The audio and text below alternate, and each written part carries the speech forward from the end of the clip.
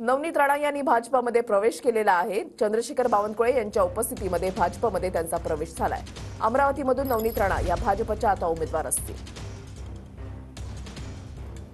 आमचे सारखे नवीन एक खासदारांना सेकंड टाइम अटेम्प्ट करणारे पॉलिटिकलचा बॅकग्राऊंड नसताना सुद्धा आम्हाला तिकीट घोषणा करणं, तर मला वाटते की अमरावतीकरांची जे स्वप्न होतं की आमची अमरावतीकरची सून लक्ष्मीच्या हाती कमळ राहायला पाहिजे, त्यांचं स्वप्न साकार होताना आणि अमरावतीचे विकासासाठी एक नवीन पाऊल मी घेऊन येणार आहे। या पक्षप्रवेशामुळे भारतीय जनता पार्टी अधिक मजबूत झाली आहे।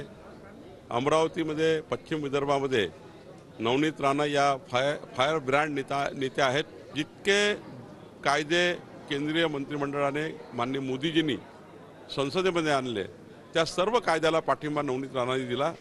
नवनीत राणांनी एनडीएची भूमिका योग्य पद्धतीने पार पाडली आणि मला त्यांच्या नेतृत्वावर विश्वास आहे। एकत्रितपणे आमचे सर्व कार्यकर्ते नवनीतजीच्या सोबत काम करतील। माननीय नितीनजी गडकरी साहेबांनंतर सर्वात जास्त मतं हे नवनीत राणांना मिळतील असा मला विश्वास आहे। आणखीन एक महत्त्वाची बातमी, महायुतीची आज पत्रकार परिषद होण्याची शक्यता आहे। महायुतीचे उमेदवार आज जाहीर होण्याची शक्यता वर्तवली जाते। आज उमेदवार यादी जाहीर करू अजित पवारांकडून या संदर्भातली माहिती देण्यात आलेली आहे।